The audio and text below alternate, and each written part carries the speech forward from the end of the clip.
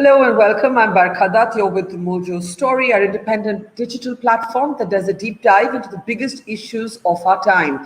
On the program today, the Indian Council for Medical Research, in conjunction with the Imperial College of London, is forecasting that the third wave of COVID will hit India by the end of August. This is based, of course, on mathematical models that are making this prediction. In fact, this study goes on to say that India could see up to 100,000 cases every day. We're currently at under half of that level presently. But of course, the good news, the relative good news that is that this will, according to the modelers, not be as lethal as what we have witnessed in the second wave. But in the meantime, serious concerns remain about the vaccination rate. It's quite clear now that the government may not be able to meet the vaccine target set by itself for December. Dr. Paul of the Niti Aayog is saying that 50 crore doses are the target to be administered for India before the month of July is over. But we are continuing to see the ding-dong battle between the states and the center over the availability of vaccines. We have the latest numbers look something like this. This is the 17th of July. As of 3 p.m., 29 lakh doses. Now, India basically needs to be administering over 8 million doses to meet that December target, and it is currently hovering at 50% of that level. So amid this vaccine shortage and with the forecast of the third wave for the end of August, is there anything that we can still do to fend it off? Let's bring up our panel of experts on the program. Today, we're joined by Dr. Brian Wahl, who's an epidemiologist with the Johns Hopkins Institute of Public Health. Welcome to the program. Dr. Pramesh is with us. He's the director of the Tata Memorial Hospital in Mumbai. Dr. Harsh Mahajan. Welcome, Dr. Mahajan, of course, is the promoter of Mahajan Imaging, as well as someone who's been at the front line of the COVID battle. And Dr. Chandrakant, Lahariya, well-known epidemiologist, is with us.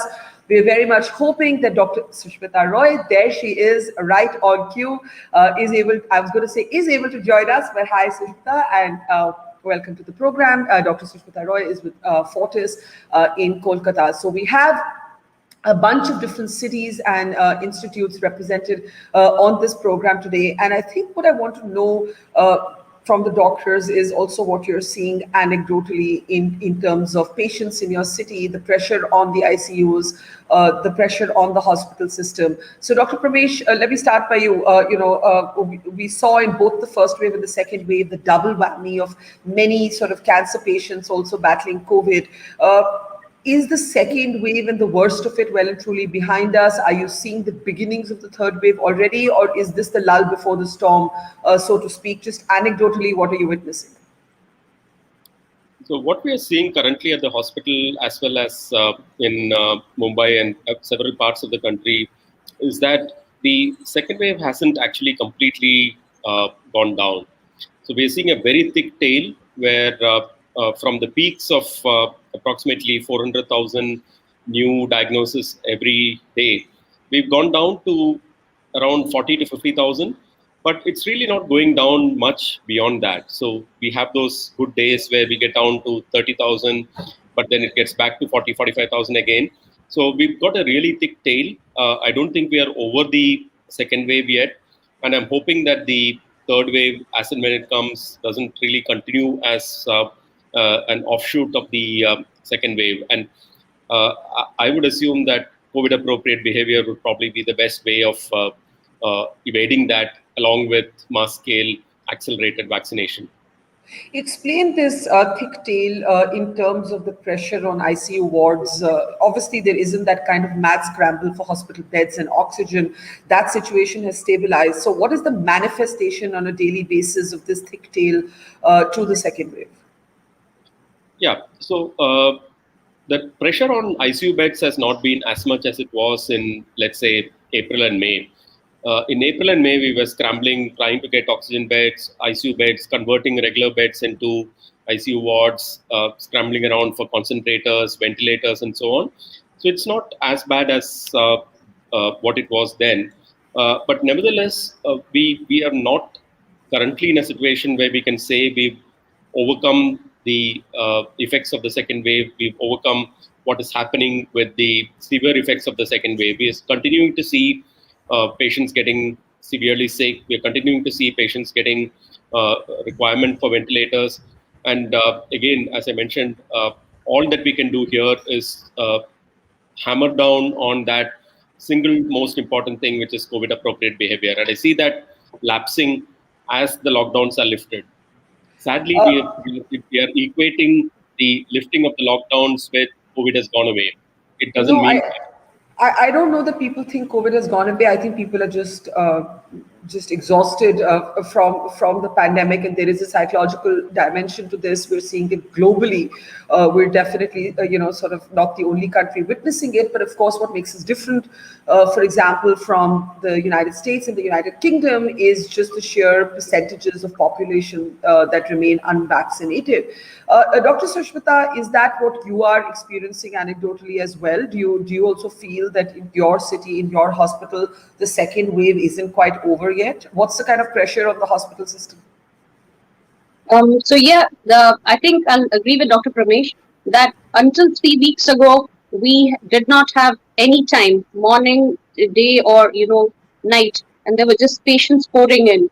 And although the pressure on the wards has eased, the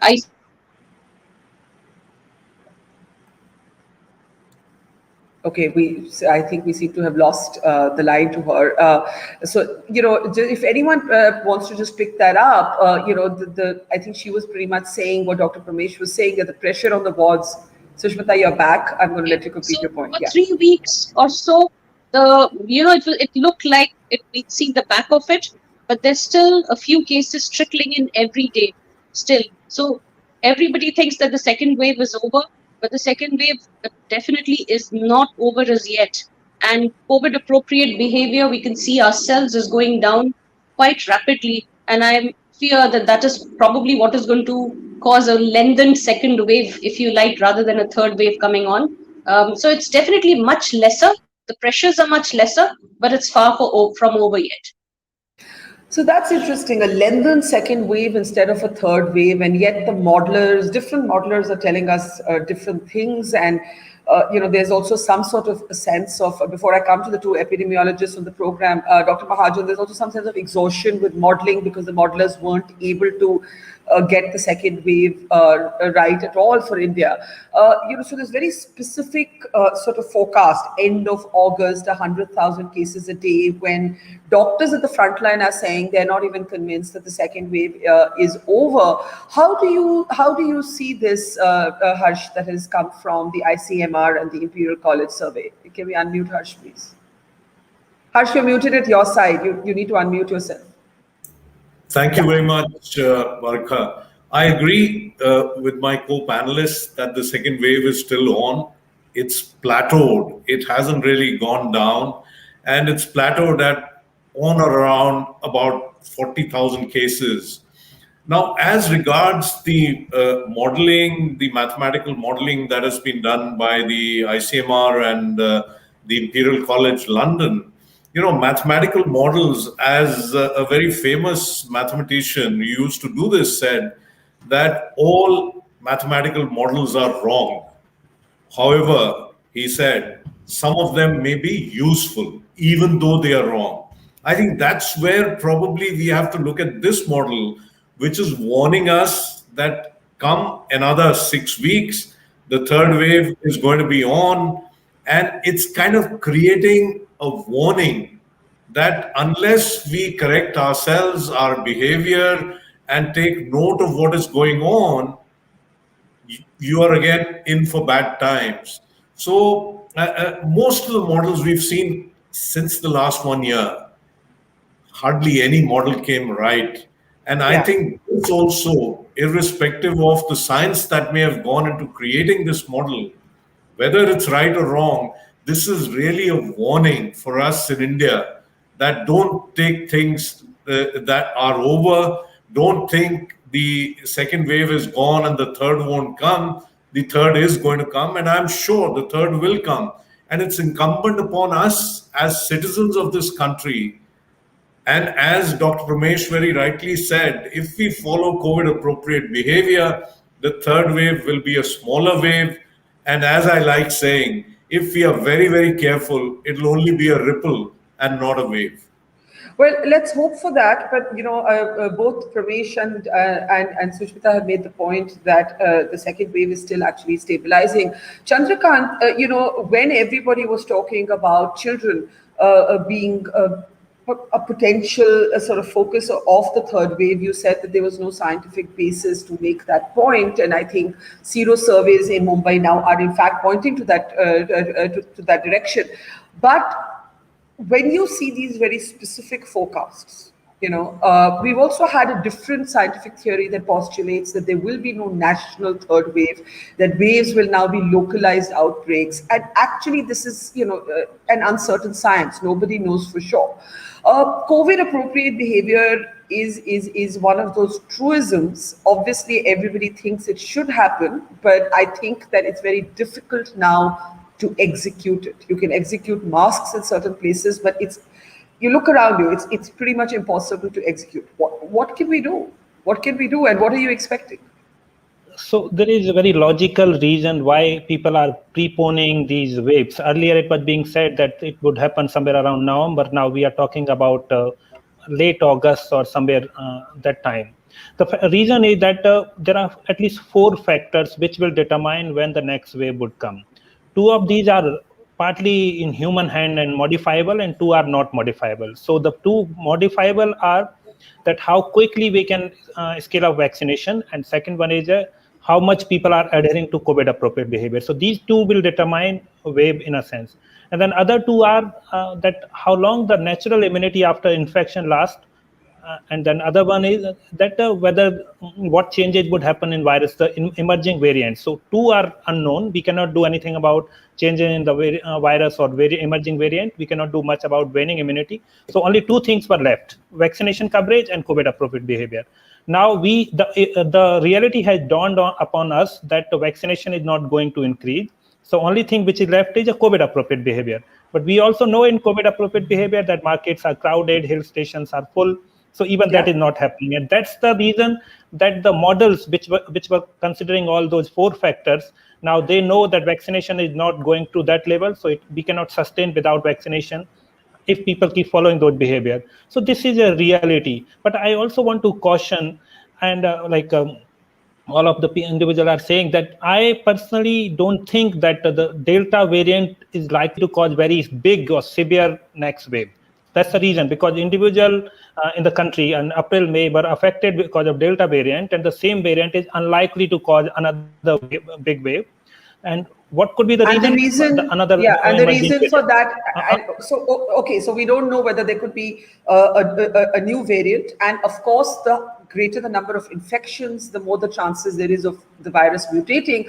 But why is it that you think that the Delta variant itself could not repeat what it just did? Is it because you think that a sizable number of the Indian population is already infected? Are we back to the herd? But isn't that a dangerous return to the herd immunity theory? Yeah, so exactly. So around 60 to 70% of Indian population would have already developed infection in second wave. So because of that, we know that only a small proportion of population is susceptible. And now many people are getting vaccinated, but still a small pool is there which is susceptible. That's one. But other factor which we need to remember that as we know that new variants keep emerging and which can come from any part of the world. And by the time we can recognize, identify a new emerging variant, it would be minimum 6 weeks gap.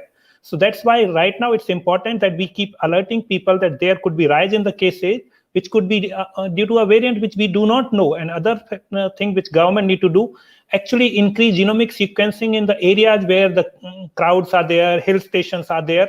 And I want to flag that genomic sequencing itself takes time. So there are additional approaches such as genotype assay. So identify some of the sections which can be done really quickly. So people need to be warned because vaccination is not going up.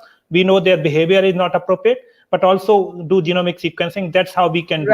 I think the final part is that it's always useful that the modeling goes wrong, because that's what the modelers intend to do. You predict something, so the appropriate actions are taken, and then the model is proven wrong. Okay, I don't know if the modelers would like to hear that. I think they'd like to be somewhat right, especially after the flack so many of them faced in leading up to the second wave. Brian, you've spent considerable amount of time working in Uttar Pradesh in specific. The fact is that Uttar Pradesh at the moment wants to go ahead with the Cover Yatra. I don't think the court is going to allow it. The adjoining state of Uttarakhand has already called it off. We can't even get our people anymore, despite the trauma, despite the fact that literally every home we know, including myself, has had a personal loss. People are just exhausted. People are exhausted of the pandemic, and there is a human threshold, I believe, that has been crossed. I just think you can't keep cities shut down. You can't keep countries shut down. It's not going to work anymore. Is there any other way? We don't have the best way, or we don't have enough of the best way, which are vaccines, right? Absolutely. I mean, if vaccines are probably the best tool we have to end the pandemic, at least the acute phase of the pandemic and the epidemic in India. In the absence of a sufficient enough supply, and in the context of as you were mentioning earlier, a rollout that is about 50% of what it should be to reach the target of 8 million doses allocated per day. The next best tool is COVID-appropriate behavior, minimizing social and physical interactions when possible. As difficult as that is, we've all been apart from one another for quite some time, and I know many of us would love to be having this conversation, for example, in person today. We also need to, I think, better understand where and to what degree there are pockets of the population that remain susceptible. And so Dr. Chandrakant was talking earlier about 60 to 70% of the population after the second wave having been exposed and potentially having levels of protection. We need to know through large representative serosurveys, which the ICMR is currently undertaking, understand where the susceptible populations remain, as well as to what degree they remain susceptible. What I would imagine would happen, and we've heard this anecdotally in rural parts of the country, you'll hear of some villages that have been just incredibly hit by the second wave, and some of those villages less so. Those serosurveys will help us to understand where there remain susceptible populations, looking at it regionally as well. Right. Dr. Pramesh, in the first wave, or rather after the first wave, one of the mistakes we made was to bank on herd immunity, and we sort of imagined a certain exceptionalism for India that proved to be inaccurate, because the virus simply mutated to a different variant, and therefore, we all know what happened next. Herd immunity should ideally be achieved via vaccination and not via infection. But we see a lot of medical practitioners still hoping that there's been enough exposure that we won't see a third wave. Now, the last time you were on the program, you actually said availability of vaccines is not a problem. There's still vaccine hesitancy. What are you seeing now about that? Do you find people being turned away at your hospital because there aren't enough vaccines, or are there not enough people showing up for the vaccines? Which one is it? It's the latter. We have more vaccines than people coming up, turning up for vaccination. Explain that. I just find it really bewildering, given the statistics tell us a very different story. Yeah, so what you brought on earlier on is spot on. So there are two ways that you can achieve herd immunity, one via vaccinations and the second via infection. The reason I strongly favor vaccination over infections is the fact that first, the medical course that you go through by vaccination is far more easy than what you would go through by getting infected. Just ask anyone who's gone through COVID, the symptomatic COVID bits, and ask them what they went through over 10 days, 14 days, whatever it took for them to get asymptomatic. It's far kinder to vaccinate and get immunity than get infected and get immunity. The second point is that while we have a lot of data on the duration of immunity after vaccination, we don't have nearly as much data on the duration of immunity after infection. So while you do develop antibodies after an infection as well, we don't know how long it lasts and how reliable it is. So I would strongly favor vaccination over getting infected. And that's one of the reasons why, in fact, I strongly propagate that. But how do you explain that you have more vaccines than you have takers for it? That's the part I don't get. So unfortunately, there's been a lot of adverse publicity that's gone on to vaccines, the way they've been researched. And I'm not for a moment suggesting that medical skepticism should be sacrificed at the altar of public health. Both of these are equally important, but I believe currently that with the vaccines that we have reasonable data to suggest that they are effective, and that's by far the most reliable way to get immunity. So to anyone who suggests that get infected and develop immunity, I think that's a terrible strategy to adopt. Dr. Sushmita, if you can hear me, what is your experience at your hospital? Dr. Pramesh actually says that there are vaccines still left over at the end of the day, not the other way around. The numbers reflect that there's a shortage of vaccines. So maybe this shortage is actually in rural India, because many of the villages, for example, that I've personally traveled to do not have access to vaccines. The urban centers then, if Dr. Pramesh is right, have more vaccines than they are takers for it. Is that what you're seeing as well, Dr. Sushmita? Let me unmute you. You're muted at your end. You'll need to unmute yourself. Yeah. So it's a little bit different. I can only speak from my hospital and the experience I have. What our hospital did was, they established an in-hospital vaccination center, and also they went out to the community. So, large housing societies, the other societies, etc., they went and spoke to them, and rather than them come to hospital and, form long queues, because what we saw early on in the second wave was a lot of people who were getting vaccinated 5 or 6 days later were contracting the infection and were getting admitted to hospital. And one of the more likely causes of that was that there was too much of, queuing up into the hospital. There were too much of the social distancing norms were just going down the drain while people were coming for their vaccinations. So what our hospital did was tie up with other societies and went out. So they would take the vaccination team out, and they would go and, vaccinate out in the community. And to be honest, in the second wave so far, ever since the vaccination has come, about 40,000-50,000 have already been vaccinated, and I know for a fact that now only the ones that need second dose are coming to hospital. The others are, for them, they are going out. The vaccines are not in surplus, at least in our hospital. So two completely different experiences. Now, one of the questions Dr. Mahajan raised was, how long does the immunity last? I think we have some clue from what happened in Kerala, where India's case zero, the first sort of reported case of COVID in Thrissur, is reinfected, but is completely asymptomatic, and it's roughly about, let's say, 15, 16 months after, right?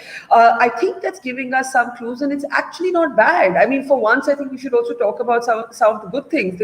And here's where I want to say something controversial. Chandrakant knows that I think this. I'm wondering if we are focusing too much on infections, and whether our dashboard should focus more on fatalities and ICU beds, because it's very misleading and also alarm creating when you say so-and-so's tested positive. Maybe that so-and-so's tested positive, has zero symptoms, can stay at home a week, 10 days and be absolutely fine, right? Or wear a mask and ensure that they don't transmit to others. Where should our focus be at this point? I think our focus definitely has to be, quite rightly, on those who are getting serious disease. The case count that we are getting on a daily basis, of say 40,000 is quite alarming. But how many of those are actually needing hospitalization? It's very, very few. If I talk of Delhi, there are hardly any new patients coming into hospitals. And those that are in hospital are those who are in the ICU, who got the infection several weeks ago, had serious disease, and now are waiting in the ICUs to recover, hardly any new people coming in. And that's why if we were to take a case count of those who are getting into hospitals, Yeah. rather than the absolute numbers that are getting infected, I think the overall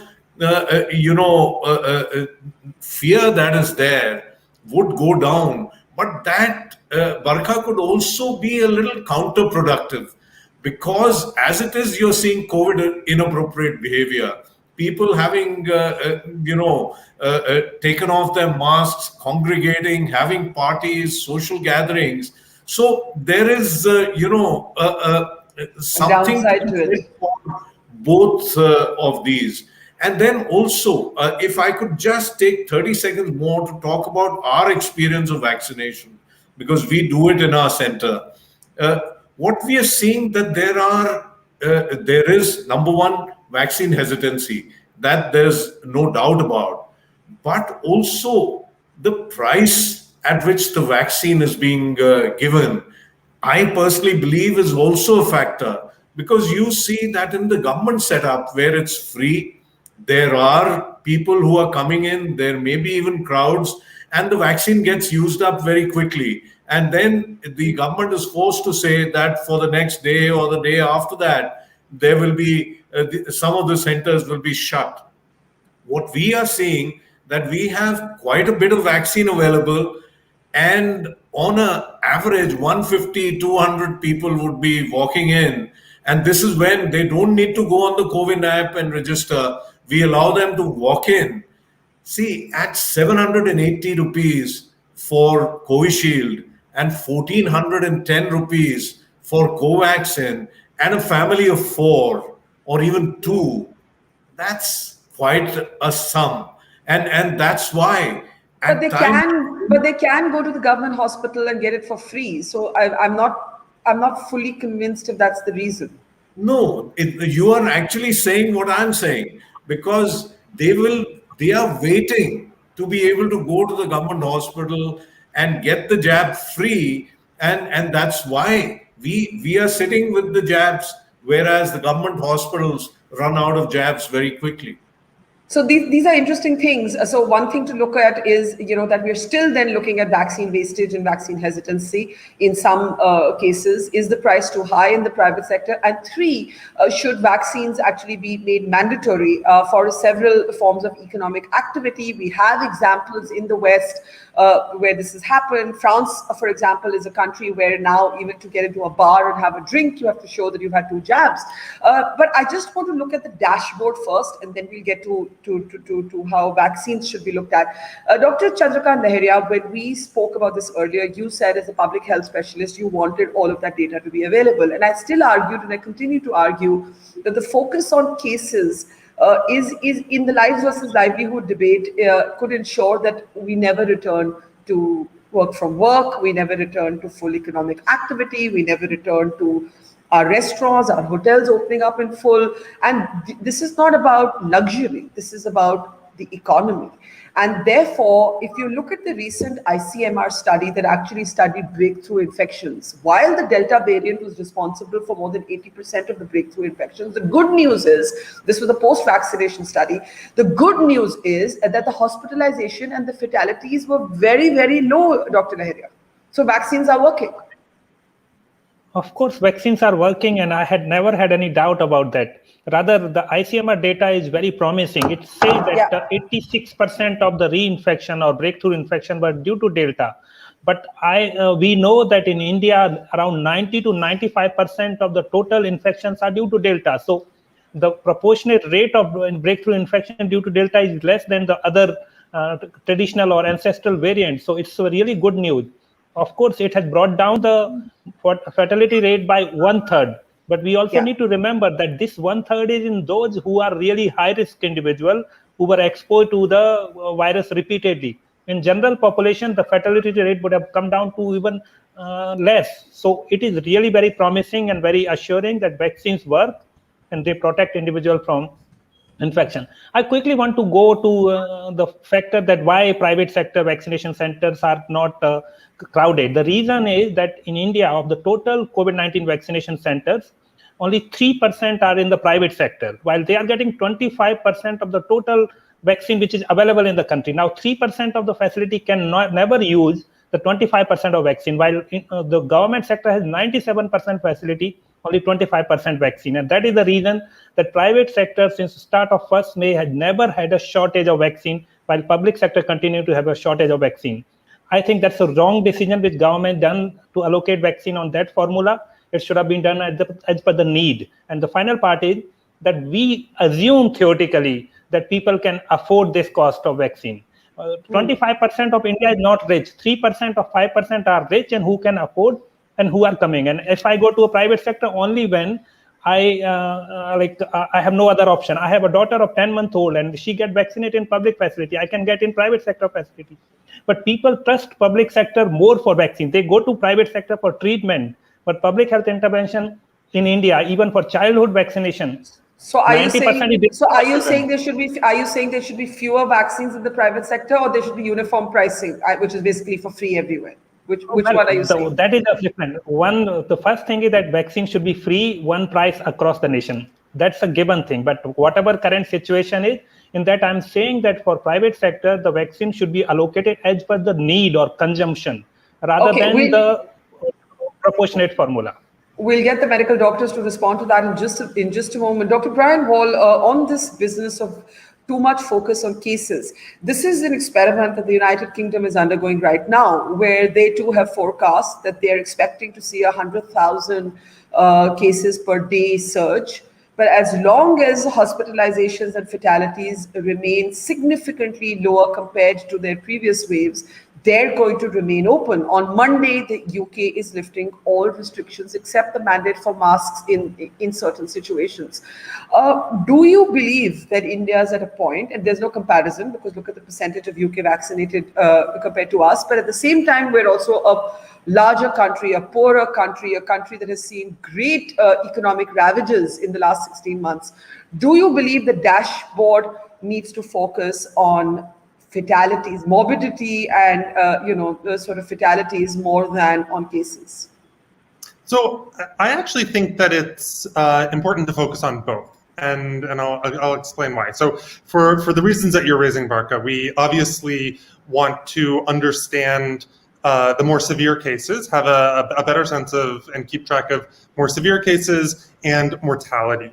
And this is especially important in the context of increasing immunization coverage, as well as high levels of seroprevalence through natural infection as well. So we do know that natural infection does provide protection, and subsequent cases are less severe and lower likelihood of death. And so it is important in that context to, I think, shift to focusing on the impact on severe disease and the number of hospitalizations. However, I think at the same time, it's really important to also continue to keep an eye on infections overall and have a better understanding of the circulating virus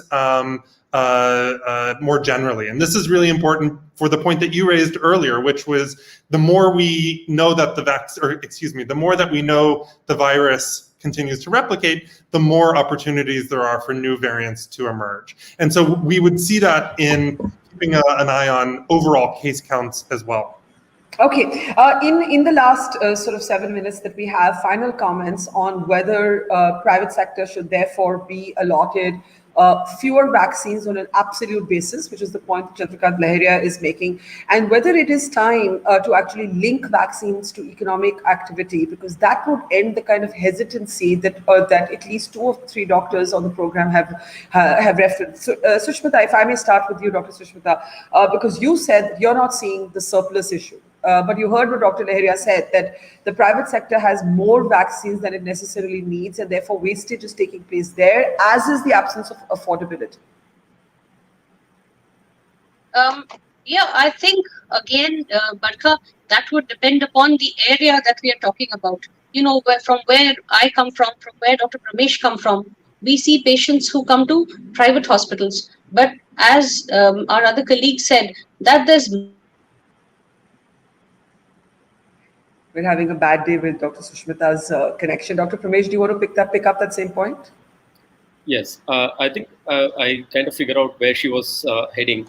So Yeah. there is this dichotomy between what's available and what should be available.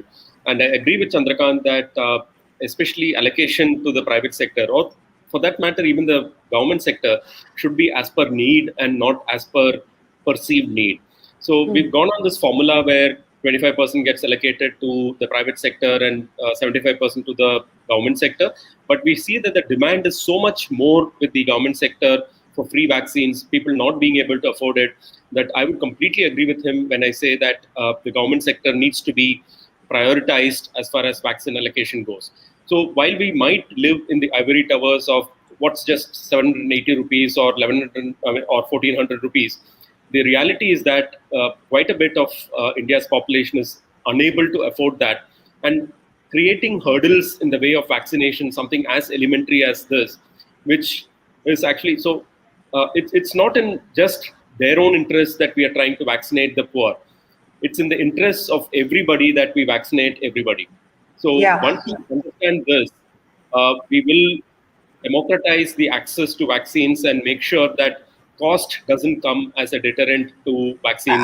And I'm actually really surprised to hear literally all of you suggest that cost could be a factor. Dr. Sushmita, you're back. I'll take a chance and let you quickly complete your point. Yeah, I'm sorry. Yeah, go ahead. Sorry about that. So no, I completely agree that we need to vaccinate fast and we need to vaccinate quickly. Vaccine hesitancy is still out there, even in the educated people. And I think that contributes significantly also for people not being vaccinated even now. So more and more positive info needs to go out about vaccination and how it is reducing severity, how it is reducing hospitalization and case fatality. And I think maximum of this should go into the public domain. And as much as we can, we need to get people vaccinated as quickly as possible. That is the only way that we are going to be able to preempt third, fourth, fifth, sixth, and seventh waves. If you like, it ripples, as Dr. Harsh said. Well, I think what most people want is a return to the life they knew before the pandemic. And if you look at the vaccination rates, Harsh, even with your optimism that the next wave will be a ripple, we're nowhere close to meeting our targets. As I said in the opening, we need to be vaccinating over 8 million. We're vaccinating somewhere around 4 million. That's on good days, right? Do you think, A, that therefore the allocation to the private sector should change? B, that you need a one price, which is basically free vaccines for all nationally, and C, that it is time to make vaccines mandatory for economic activity, stepping into a restaurant, especially closed indoor spaces, for example. It doesn't seem fair because vaccines are not in surplus in India, but it will at least end vaccine hesitancy once and for all.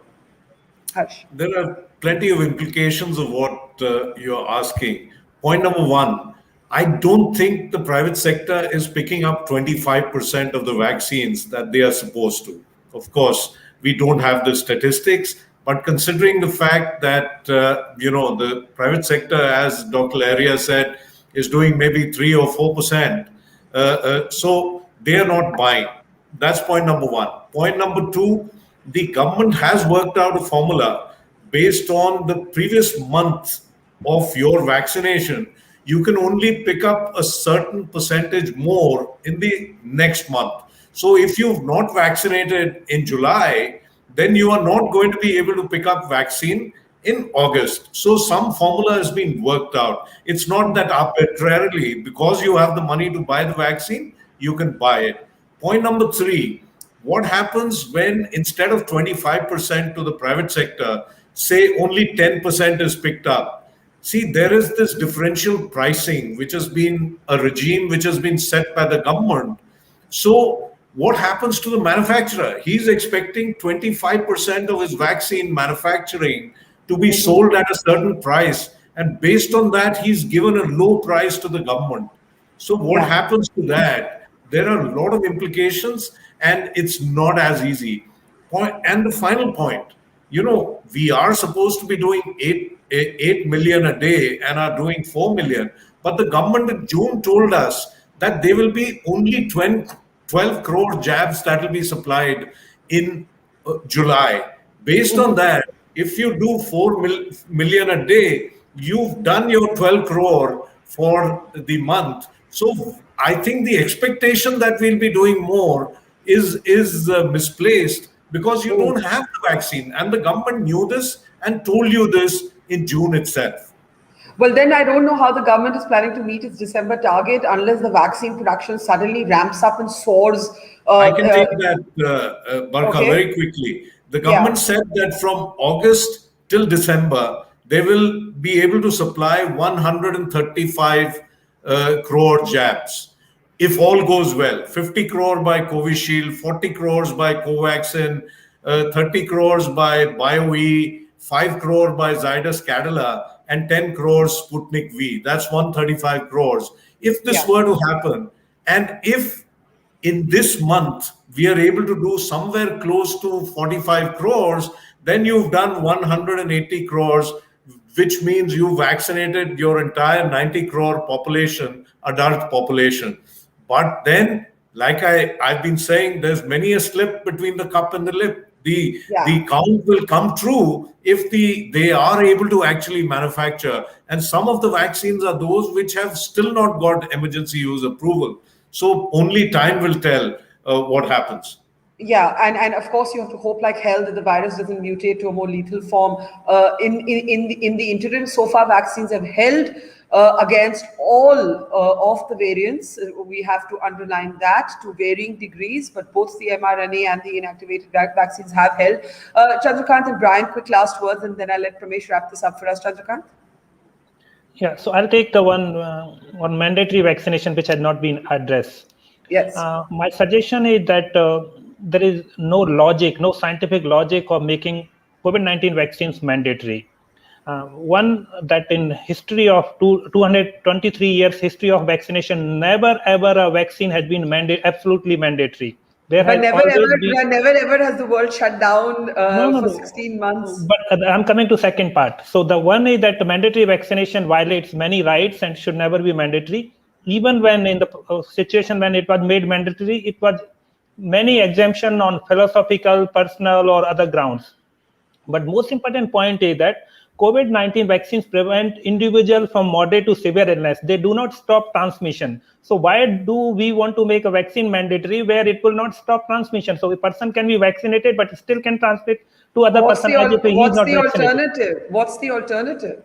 So we need to remember that vaccine is one of the tools among us other such as COVID appropriate behavior. So alternative way that people should get vaccinated, whosoever can get vaccinated. And if they cannot get, irrespective of whether they are vaccinated or not vaccinated, they have to continue COVID appropriate behavior. So we incentivize COVID appropriate behavior. We facilitate in workplace to ensure that people follow COVID appropriate behavior, and that's the alternative. Vaccines are only for individual benefit in this case, till we know better. Okay, Brian, let me push back Chandrakant's argument just a little bit, because if people feel that there is no difference between what they can, okay, so one is that they're being protected against hospitalization in ICUs, and that's the main reason to get vaccinated. But people also look forward to being able to live again, to being able to get onto a plane again, to go on a holiday again, to go to work again, to be able to earn as they used to. And if there is going to be no difference between whether you're vaccinated or unvaccinated, then that incentivization comes down. One. Two, we are seeing now countries mandate, for example, compulsory vaccines for health workers, right? We're seeing this mandatory principle being applied at least to frontline workers. Exactly. I think we have seen for health workers mandates for vaccination. Largely, in many places, we've seen health workers take up the vaccine without much of an issue. However, it's at least with some medical staff, it has been an issue. I think that one point that I would maybe, Chandrakant's a dear friend for a long time. One thing that I would maybe disagree with him though on is that we do know from studies in the UK and from studies elsewhere that it doesn't completely disrupt transmission of disease, but it does significantly reduce transmission. And so if a health worker is immunized, the likelihood that they would transmit to a patient or otherwise is going to be greatly diminished. And I think that's really important to keep into consideration when thinking about these kinds of mandates. And I have to close, but Dr. Pramesh, something that needs to be spoken about a lot more than it does is that in this fixation with COVID, we have absolutely no idea what's happening with other infectious diseases, tuberculosis, terminally ill patients with cancer, kidney disease, and we are already seeing reports of knocks to and reductions in other immunization programs, which is why I am leaning also in disagreement with Chandrakant and saying where vaccines are available, I am beginning to believe that they should be mandatory, because otherwise there's no seeming way out of this hole. So Barkha, great question. And I'll agree on some points that you said and disagree with some points that you said. I agree with Chandrakant that it goes against basic rights when you mandate vaccination, primarily because how different is a healthcare worker from a shopkeeper or a bus driver or a random person you see on the street, because they're equally capable of transmitting disease. It's a necessary fact that either you have mandatory vaccination for everyone, which seems kind of draconian, or you don't have mandatory vaccination and you work more on persuading people, convincing people that it's the right thing to do. I would personally favor the latter. With open, transparent communication, with making it very clear as to what the risks and the benefits of vaccination are, I think the vast majority of the population is logical enough to accept vaccination as an option. Let's set aside the proportion who are less likely and who are vaccine hesitant. You'll still achieve the requisite herd immunity to ensure that the transmission is broken and the severity of cases is reduced to some extent. But I completely agree with the first point that you made about let's not sacrifice the care of non-COVID disease just because we are in the middle of a pandemic. So we did this very large study amongst the National Cancer Grid where we looked at approximately 1/3 of India's cancer population. It's just published in the Lancet Oncology, where we showed that close to 40 to 60% of cancer care in India had been, there was less access to cancer care in India than it was prior to the pandemic. I think this is a serious issue. Yeah. Much more than the pandemic that we're seeing now, the mortality, the fatality that we see here, the morbidity, we are going to lose far more cases to tuberculosis, to HIV, to mental health, to cancer, and what we are seeing here. So what I would emphasize is that let's do both. We've managed at the Tata Memorial to ensure that we continue with cancer care, even in the worst case scenario where we had close to 1/4 of our beds being reserved for COVID. But nevertheless, we went on. And I think that's something that needs to be emphasized. To patients, don't sacrifice your non-COVID disease for the sake of COVID, for the fear of developing COVID, which is more theoretical. And to physicians and healthcare providers, please do not deprioritize non-COVID care of non-COVID illness over COVID.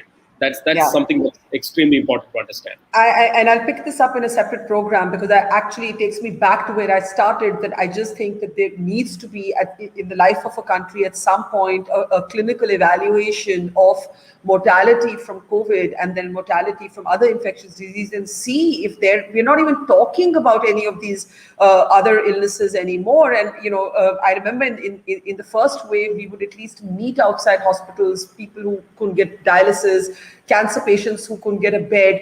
Now their stories aren't even being told. We're so consumed by COVID, and I just really do worry about that. But we'll have to leave it there. Like Dr. Mahajan said, we've got to hope like hell that the third wave is a ripple. But in the meantime, wear your mask, get a vaccine if you can, and avoid mass congregations. I know everybody's pointing to the Wembley Stadium, but let's have that conversation when more of our people are vaccinated. Leaving it there, Dr. Mahajan, Dr. Lahariya, Dr. Wahl, Dr. Sushmita, and Dr. Pramesh. Thank you, and to our audience, have a great weekend, and see you tomorrow. It's great to see you here. Thank you for watching our work.